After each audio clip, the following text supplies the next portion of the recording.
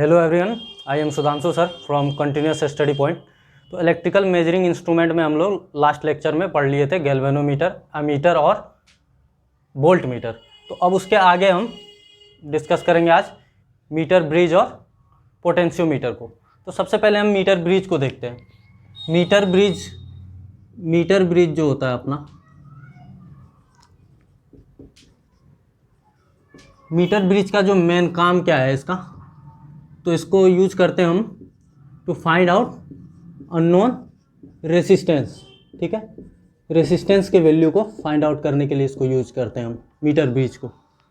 तो इसका नाम जो है मीटर ब्रिज, इसके नाम से ही है कि मीटर ब्रिज में 1 मीटर लेंथ का वायर कनेक्टेड होता है। 1 मीटर लेंथ वायर होता है जो कि यूनिफॉर्म क्रॉस सेक्शन का वायर होता है।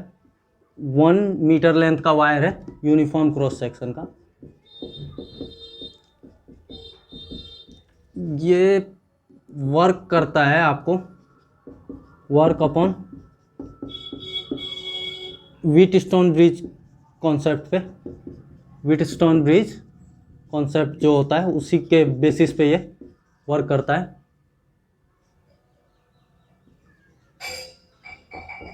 इसका डायग्राम देखो आप।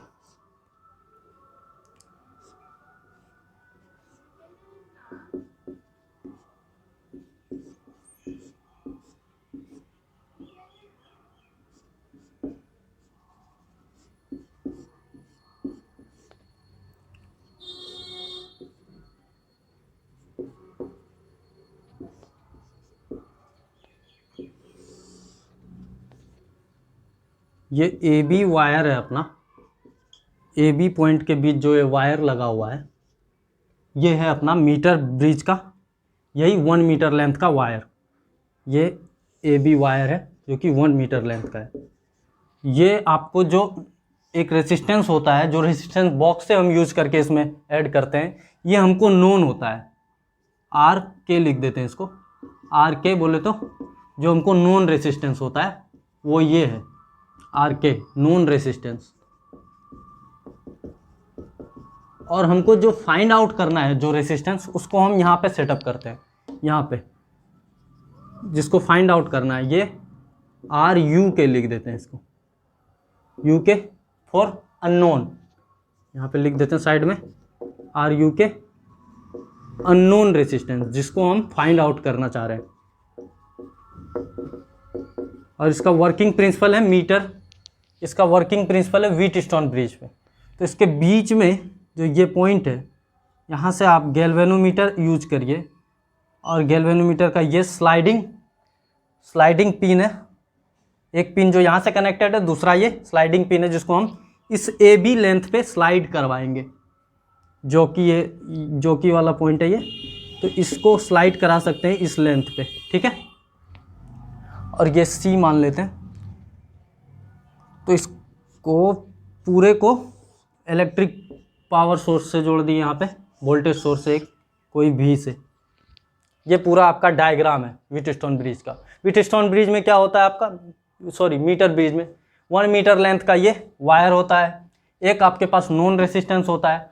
आपका इसका जो काम करना है, इसमें हम एक्चुअली यूज करते हैं इसको अननोन रेसिस्टेंस फाइंड आउट करने के लिए। तो ये अननोन रेसिस्टेंस का प्लेस है, यहाँ पे हम अननोन रेसिस्टेंस जो ऐड किए हैं इसको फाइंड करके लाएंगे। ठीक है, अब ये आपको कनेक्टेड है विथ गैल्वेनोमीटर, और इस पूरे को आप यहाँ से दे रहे हैं वोल्टेज सोर्स से। और ये जो वायर होता है 1 मीटर लेंथ का, ये पूरा यूनिफॉर्म होता है। तो इसका अभी देखते हैं क्या यूनिफॉर्म का मतलब क्या है।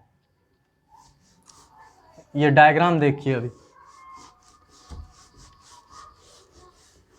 देखिए, वायर अगर पूरा यूनिफॉर्म है 1 मीटर लेंथ का है, तो इस पूरे वायर का अगर ए बी का रेसिस्टेंस बोला जाए तो वो हो जाएगा रो, वायर का जो मटेरियल होगा रो, रेसिस्टिविटी उसका इनटू उसका length divided by area of cross section. क्योंकि यूनिफॉर्म है तो एरिया पूरा सेम रहेगा। तो आपका जो ये वायर का रेसिस्टेंस है वो वेरी करेगा विथ लेंथ के साथ। तो आर जो होगा वो डायरेक्टली प्रोपोर्शनल हो जाएगा एल का। लेंथ ऑफ वायर के साथ, ठीक है।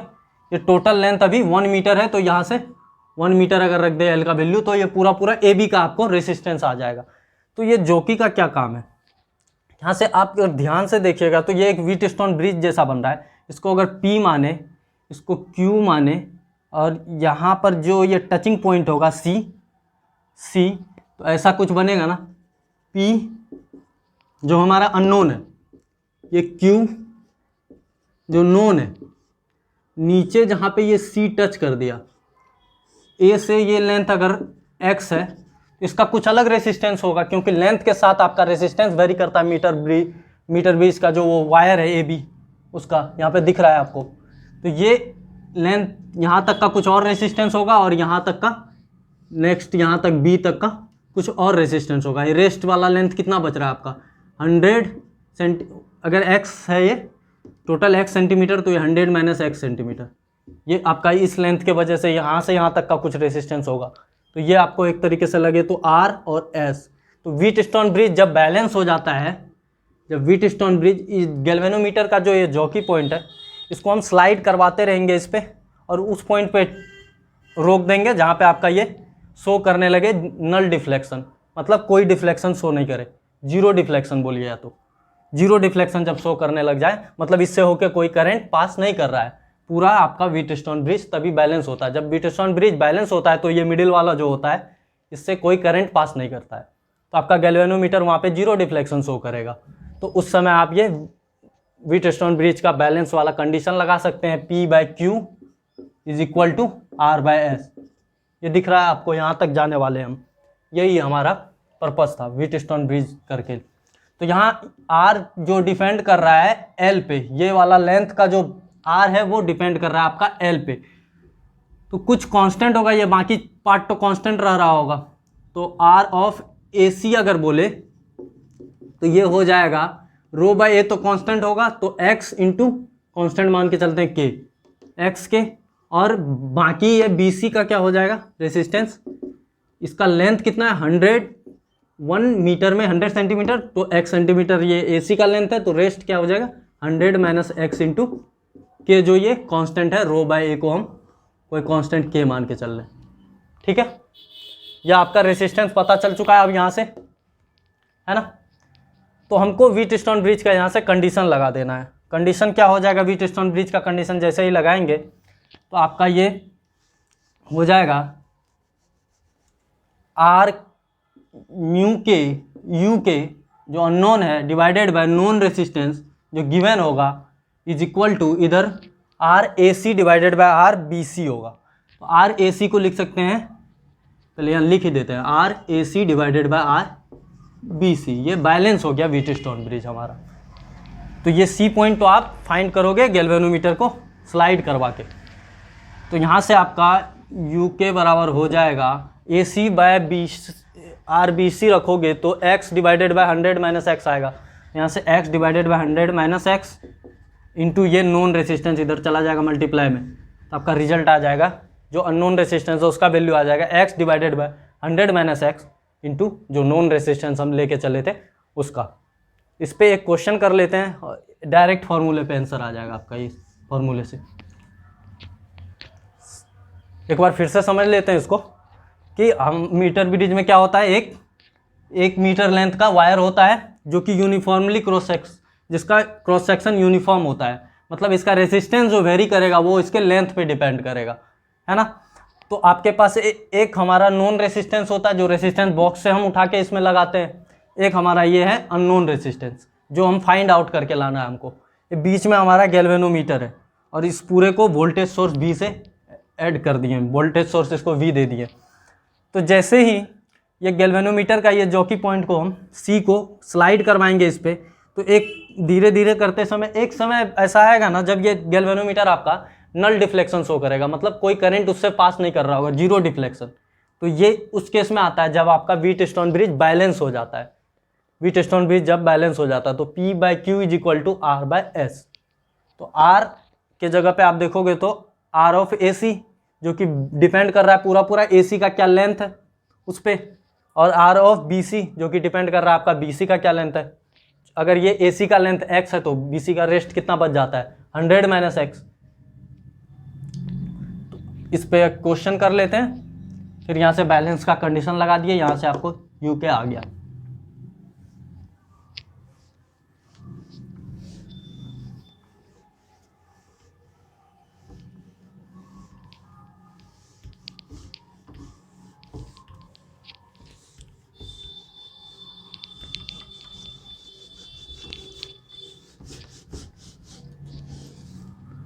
क्वेश्चन है आपका ये अननोन रेसिस्टेंस हमको फाइंड आउट करके लाना है, और इधर जो नोन रेसिस्टेंस होता है उसका वैल्यू दे रखा है 55 ओम, ठीक है। और नीचे दे रखा है बैलेंस पॉइंट जो है ए से, ये ए बी है मीटर ब्रिज का, ए बी, इस पूरे को वोल्टेज सोर्स से इसने ऐड कर रखा है, ठीक है। और बोला है balance point is at 20 centimetre from 80 centimetre from A, मतलब सी जो कहीं आ रहा है वो ए से 80 सेंटीमीटर पे आ रहा है। एक्स का वैल्यू यहाँ 80 है, तो रेस्ट बी से कितना दूरी बच गया, 1 मीटर लेंथ होता है, तो रेस्ट बच गया आपका 20 सेंटीमीटर। तो इस बैलेंस पॉइंट बोलने का मतलब कि जहाँ पे गैल्वेनोमीटर फिर से वही जीरो डिफ्लेक्शन शो कर रहा है। तो अब यहाँ से अननोन रेसिस्टेंस फाइंड आउट करना है, R equal to find out करके लाना है। तो यहाँ से आप व्हीटस्टोन ब्रिज का लगाते हैं हम बैलेंस का condition, R divided by 55 is equal to R of A C divided by R of B C. R of A C depend करेगा एक्चुअल में किस पे, कितना लेंथ है ए से सी का, उस पर डिपेंड करता है। तो यहाँ से हम लिख सकते हैं आर ऑफ ए सी के जगह पे एक्स कितना है 80 डिवाइडेड बाय बी सी का लेंथ 20। तो यहाँ से आर का वैल्यू क्या आ जाएगा हमारा 4 इंटू 55 220 ओम, ठीक है। ये सिंपल सा क्वेश्चन है, ऐसे ही पूछा जाता है इसमें मीटर ब्रिज में, ठीक है। अननोन रेजिस्टेंस ऐसे ही हम सिंपल सा फाइंड आउट करके लाते हैं, और इसका वर्किंग प्रिंसिपल व्हीटस्टोन ब्रिज के बैलेंस होने पे है, ठीक है ना। अब हम आगे चलते हैं नेक्स्ट मेजरिंग में, पोटेंशियोमीटर, जो कि सबसे इम्पोर्टेंट है इस इलेक्ट्रिकल मेजरिंग इंस्ट्रूमेंट का।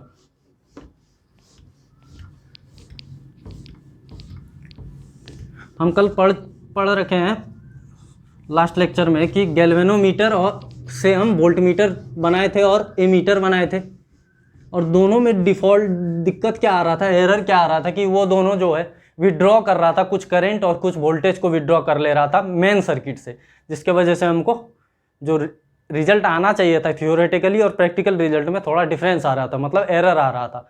तो उसी से ओवरकम करने के लिए, ये वाला एरर ओवरकम करने के लिए हम पोटेंशियोमीटर यूज़ करते हैं जनरली। पोटेंशियोमीटर का क्या फ़ायदा होता है, पोटेंशियोमीटर सर्किट से विड्रॉ नहीं करता है करंट। पहले पोटेंशियोमीटर देखते हैं। पोटेंशियोमीटर में 2 सर्किट होता है, 2 सर्किट होता है पोटेंशियोमीटर।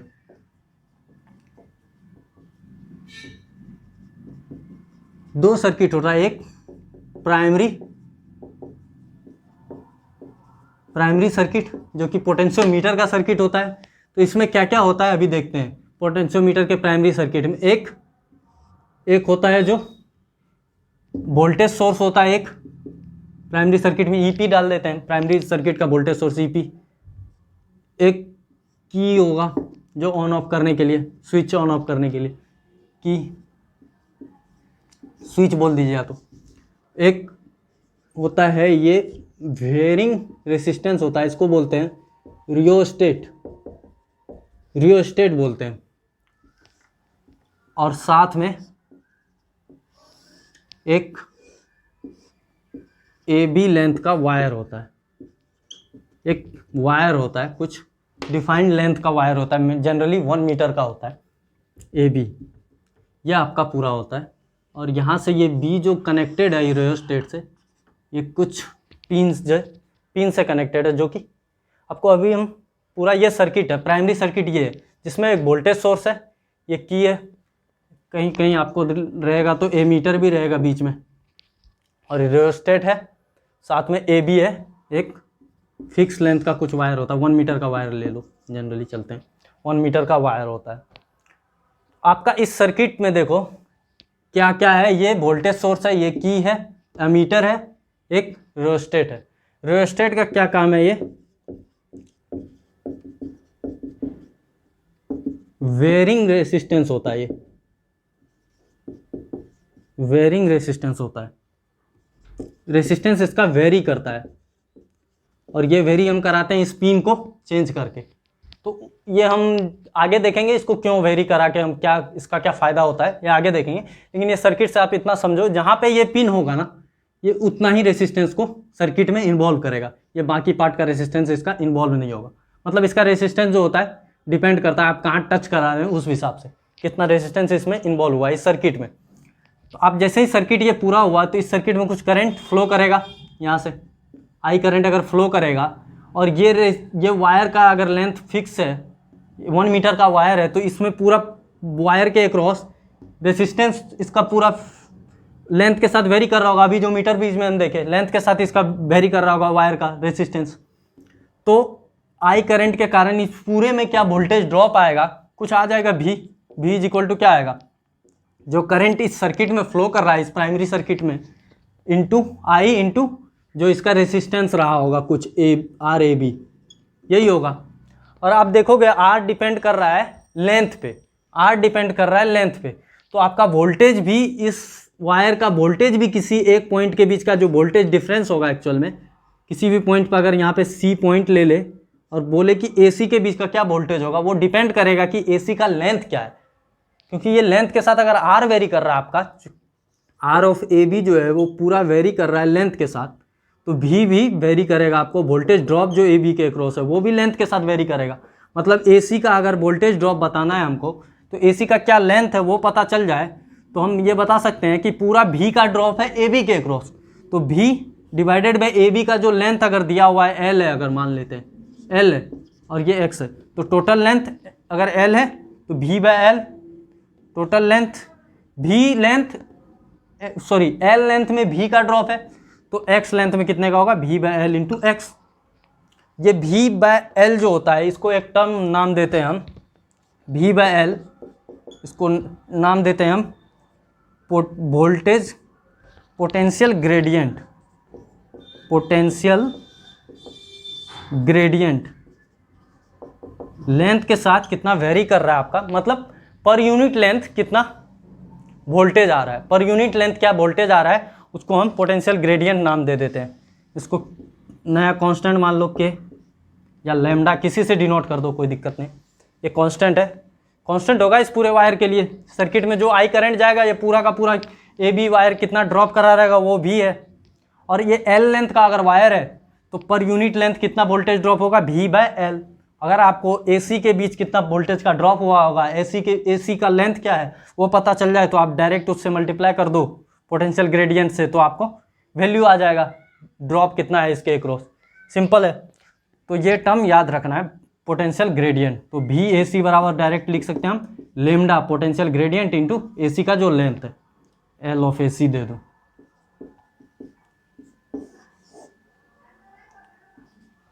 ठीक है, ये था हमारा पूरा प्राइमरी सर्किट। रियोस्टेट का वही काम है कि हम यहाँ से इसके कनेक्टिंग पॉइंट्स को चेंज करके इस सर्किट में रेजिस्टेंस कितना ये इन्वॉल्व करेगा अपना, उसको चेंज कर सकते हैं। इसका अगर यहाँ तक ये आया है तो ये इतना ही पार्ट का रेजिस्टेंस इन्वॉल्व कर पाएगा, ये आपको गिवन होगा जनरली। अब आगे चलते हैं इसका सेकेंडरी सर्किट।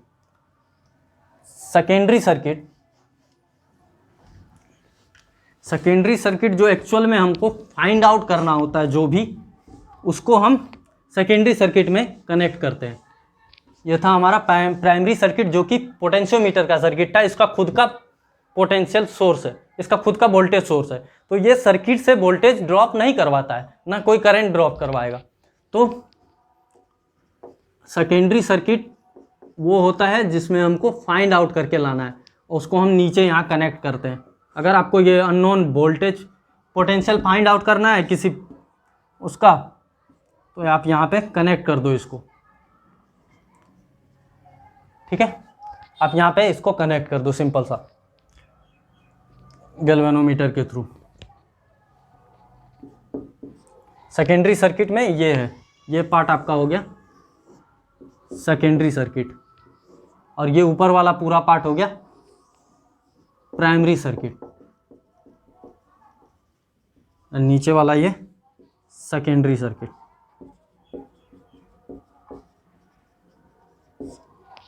ठीक है। अब इसका देखते हैं हम वर्किंग कैसा होता, कैसे मेजर कैसे करके देता है हमको ये अननोन वोल्टेज वगैरह को। चलिए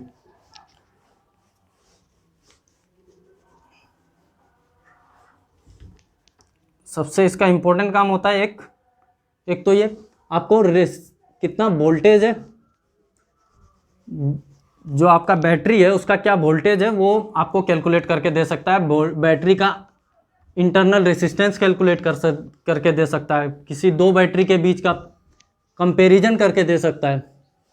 तो सबसे पहले देखते हैं comparison.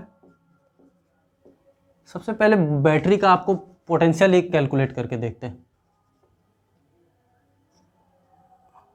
EMF of battery, EMF of battery, कोई बैटरी का ईएमएफ कैलकुलेट करना है हमको। ये रहा हमारा बैटरी, ई है इसका अगर पोटेंशियल, और यहाँ पे आपका switch,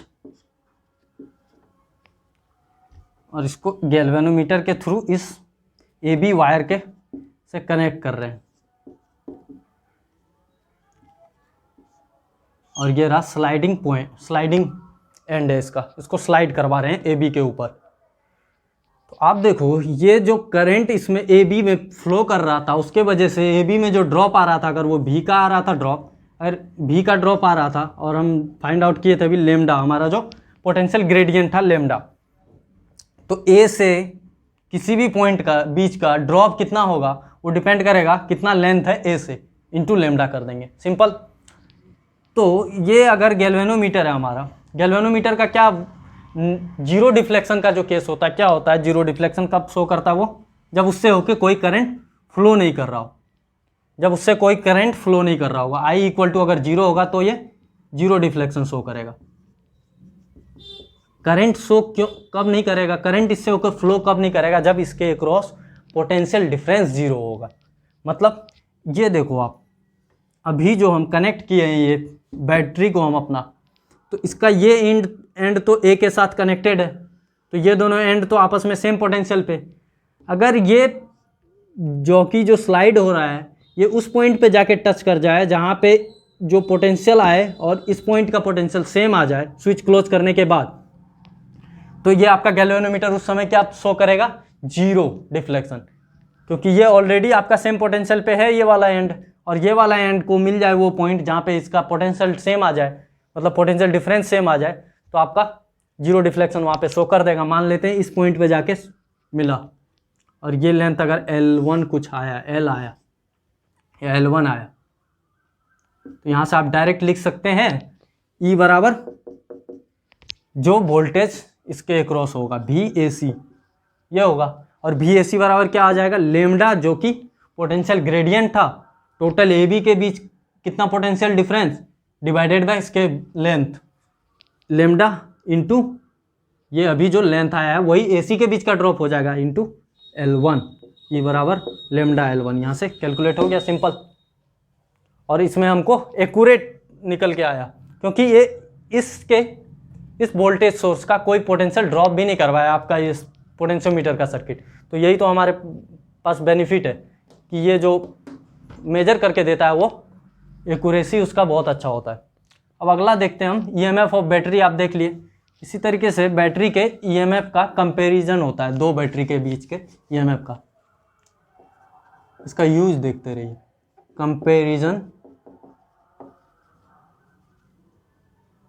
comparison between two batteries EMF, दो बैटरीज के ईएमएफ को कंपेयर करना आप, तो कैसे करेंगे, दो, एक E1 है दूसरा E2 है, दोनों को अलग अलग स्विच से कनेक्ट कर देते हैं सेकेंडरी सर्किट में लाके। ये रहा स्विच S1 S2 और दोनों को ये रहा गैल्वेनोमीटर से यहाँ कनेक्ट कर दीजिए।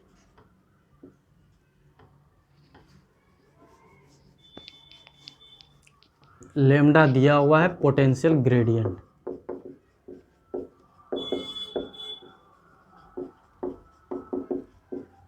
अब देखो जब स्विच S1 क्लोज्ड होगा, जब स्विच S1 क्लोज्ड होगा और S2 ओपन रहेगा, तब आपका सिर्फ ये वाला इन्वॉल्व होगा सर्किट में।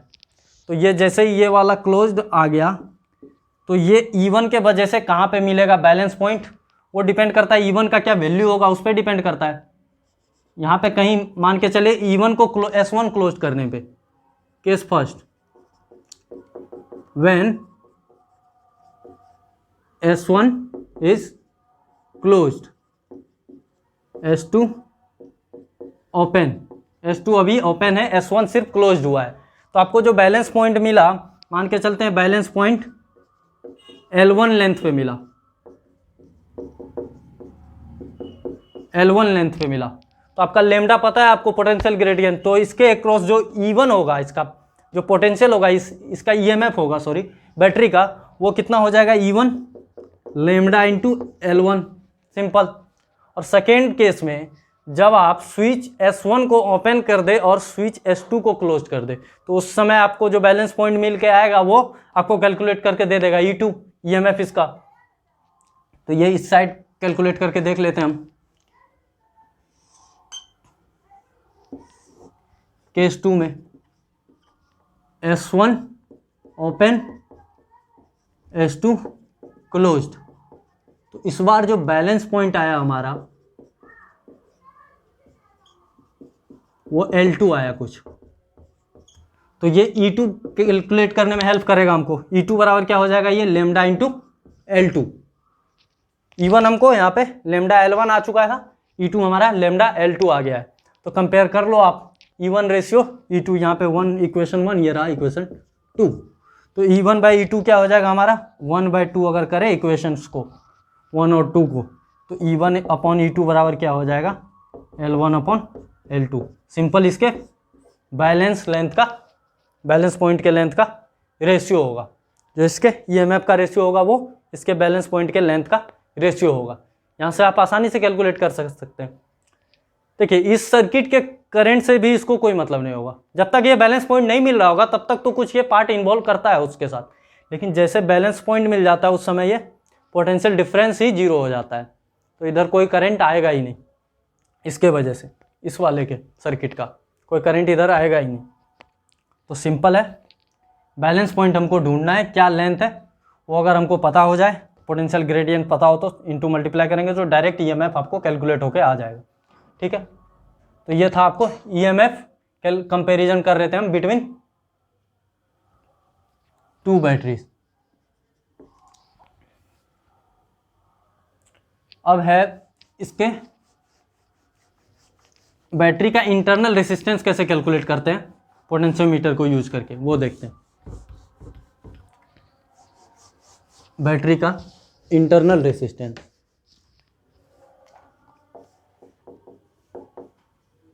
इंटरनल रेजिस्टेंस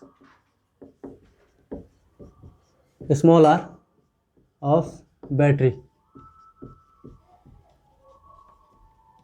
सेकेंडरी सर्किट में हमारा जो बैटरी लगा हुआ है ये ई पोटेंशियल का, इसका कुछ अगर इंटरनल रेजिस्टेंस स्मॉल r है और ये रहा स्विच,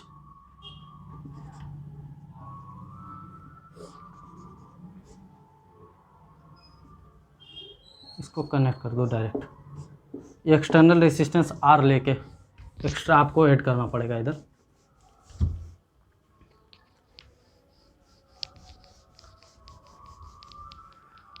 इनिशियली जब ये स्विच ओपन हो, ये वाला स्विच अगर ओपन होगा तो ये R इन्वॉल्व ही नहीं है इस सर्किट में, तो जो भी यहाँ से यहाँ का पोटेंशियल डिफरेंस आएगा इसमें कुछ करंट तो फ्लो नहीं करेगा, इसमें कोई करंट फ्लो नहीं करेगा, क्योंकि देखिए इनिशियली जब ये EMF, ये बैटरी है डायरेक्ट, ये बैटरी का इंटरनल रेजिस्टेंस है, ये हमारा बैटरी है, ये डायरेक्ट इसके साथ कनेक्ट है और ये बैलेंस पॉइंट आपको मिल चुका है कहीं L1 डिस्टेंस पे। तो मतलब ये दोनों का जो पोटेंशियल डिफरेंस है यहाँ का और इस पॉइंट का पोटेंशियल डिफरेंस 0 है, और ये दोनों पॉइंट तो आपस में ऑलरेडी सेम पोटेंशियल पे है, तो इस सर्किट में तो कोई करंट फ्लो नहीं करेगा। तो यहाँ से यहाँ का जो भी पोटेंशियल होगा वो कितना होगा, I0 है तो यहाँ से यहाँ का टर्मिनल पोटेंशियल जो भी होगा वो क्या होगा, V बराबर E minus I into R होता है या I प्लस आर होता है, वो करंट के डायरेक्शन पे डिपेंड करता है। I चूँकि 0 है, I 0 है, ये स्विच ओपन है आपका, S ओपन है, तो I अगर इसमें 0 है तो ये पूरा पोटेंशियल जो भी टर्मिनल पोटेंशियल है वो E आएगा। कोई करंट नहीं फ्लो कर रहा है, I 0 है इनिशियली जब ये स्विच ओपन है, तो आपका टर्मिनल पोटेंशियल क्या आ रहा है, जो बैटरी का EMF है वही आ रहा है। तो ये जब टर्मिनल पोटेंशियल जब स्विच ओपन था तब आपको लेंथ अगर L1 मिल रहा है, बैलेंस पॉइंट का लेंथ, तो आपका E बराबर क्या हो जाएगा, लेमडा इंटू L1। ये आपका केस है, E बराबर लेमडा इंटू L1 जब आपका टर्मिनल पोटेंशियल बराबर इसका EMF है, मतलब कोई करंट फ्लो नहीं कर रहा है इससे होके, क्योंकि ये स्विच आपका ओपन है।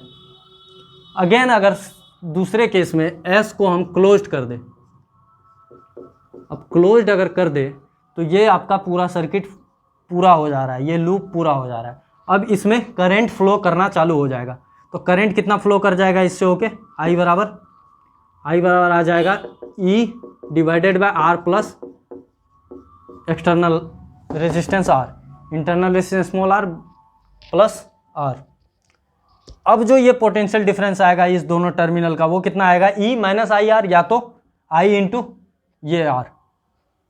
और ये बराबर अगर कहीं बैलेंस लेंथ आपका नया आ गया सेकेंड केस में यहाँ पे, या यहाँ घट के आ गया L2,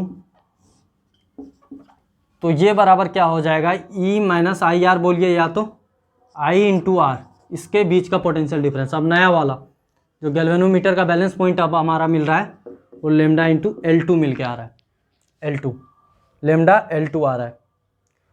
E आपको पता है, अब I इंटू आर आ गया लेमडा L2। यहाँ से आप स्मॉल r कैसे फाइंड आउट कर सकते हैं, देखिए ये I का वैल्यू यहाँ से अगर पुट करें तो E divided by R plus R into E capital R lambda L2, ये इक्वेशन 2 है, इक्वेशन 1। दोनों को आपस में वो कर दीजिए, डिवाइड कर दीजिए, 1 डिवाइडेड बाय 2 कर देते हैं, तो यहाँ से हमको मिल जाएगा 1 डिवाइडेड बाय 2 करने पे हमको मिल जाएगा, क्या मिलेगा, E, या तो वहाँ से E का वैल्यू यहाँ पुट कर देते हैं, ये ज़्यादा बेटर रहेगा। E का वैल्यू पुट कर दे तो lambda L1 R plus R is equal to lambda L2, ये लेमडा कैंसिल, तो यहाँ से स्मॉल r का वैल्यू हो जाएगा कितना, L1 R is equal to L2 small r plus R। तो यहाँ से स्मॉल r बराबर आ जाएगा L1 minus L2 into capital R divided by L2। हमारा जो रिजल्ट आया है ये क्या है, रिजल्ट यहाँ देखिए, रिजल्ट आया है स्मॉल r बराबर L1 जो इनिशियली था बैलेंस पॉइंट का लेंथ माइनस L2 जो कनेक्ट होने के बाद स्विच क्लोज्ड होने के बाद आया है L2 divided by L2 into external resistance R। यह आपका रिजल्ट है, यही मेन है। इस पे एक क्वेश्चन करते हैं, आपको पूरा क्लियर हो जाएगा। यह हमारा पहला था जब स्विच हमारा ओपन था, स्विच ओपन था तो सर्किट में कोई करंट फ्लो नहीं कर रहा था, तो उस समय जो भी पोटेंशियल डिफरेंस था इसके बैटरी के अक्रॉस का वो टर्मिनल पोटेंशियल उसके ईएमएफ के बराबर था, और उस समय हमारा L1 आया है, उस समय का L1 आया है बैलेंस पॉइंट का लेंथ, तो E बराबर हो गया लेमडा L1। अगले बार जब स्विच क्लोज्ड हुआ है तो उस समय हमारा जो बैलेंस पॉइंट का लेंथ आया है वो L2 आया है, तो वो बराबर हो गया हमारा इन दोनों पॉइंट के बीच का। इस बार I इंटू आर बोल सकते हैं, या तो E माइनस आई आर होगा, दोनों में से कुछ भी करें तो वैल्यू आएगा लेमडा L2। इन दोनों को आपस में रिलेट किए तो एंड में हमारा रिजल्ट आया है स्मॉल आर, जो हमारा इंटरनल रेजिस्टेंस हमको फाइंड आउट करना था वो आया है L1 minus L2 divided by L2 into external resistance.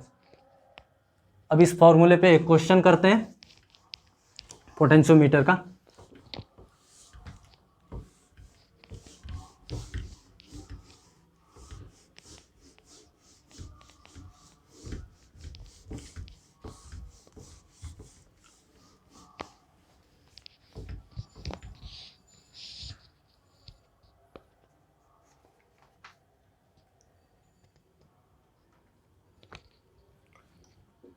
Twenty volt का प्राइमरी सर्किट का 20 वोल्ट है, सोर्स दे रखा है और ए बी का रेजिस्टेंस बता रखा है।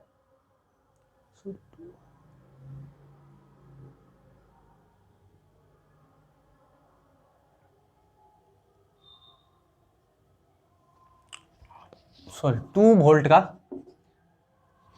प्राइमरी सर्किट को 2 वोल्ट दिया है वोल्टेज सोर्स, और बोल रहा है जब एक बैटरी को कनेक्ट किए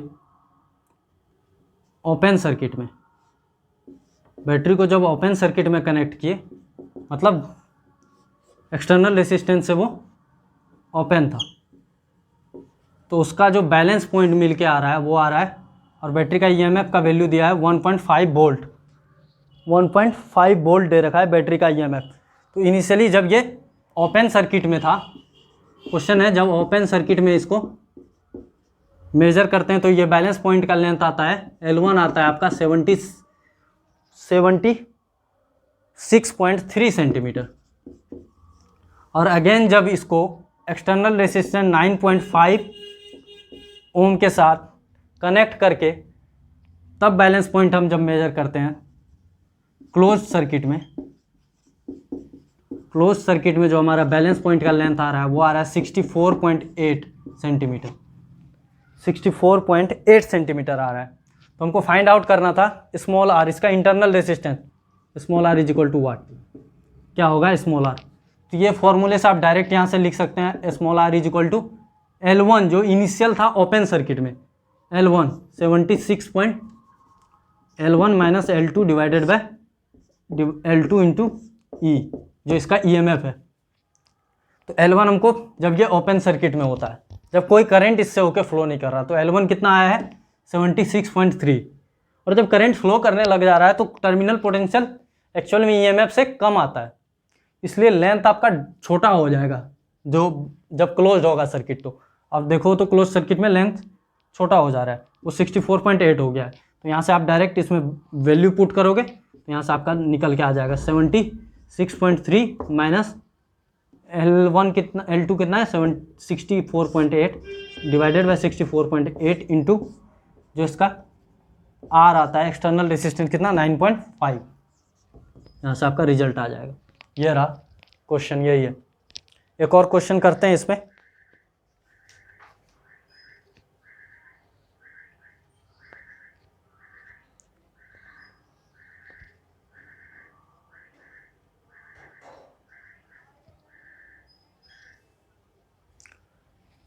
क्वेश्चन इस पे आपको कभी भी ये है ओपन सर्किट और क्लोज सर्किट पे ध्यान रखना होगा। ओपन सर्किट जब भी होता है ना, तो ओपन सर्किट कोई करंट फ्लो नहीं करता है, तो उस जो भी मेजर करके देता है वो उसका एक्चुअल ईएमएफ होता है, और जब क्लोज सर्किट में मेजर करके देता है उसका टर्मिनल पोटेंशियल देता है, और वो टर्मिनल पोटेंशियल उस समय ईएमएफ से छोटा होता है क्योंकि लूप में करंट फ्लो करने लगता है, तो उसका लेंथ छोटा आ जाता है। इसके जो भी क्वेश्चंस हैं अब नेक्स्ट लेक्चर में हम गैल्वेनोमीटर और इससे रिलेटेड जितने भी प्रीवियस ईयर क्वेश्चंस हैं वो डिस्कस कर लेंगे। आज इतना ही रहने देते हैं। Thank you.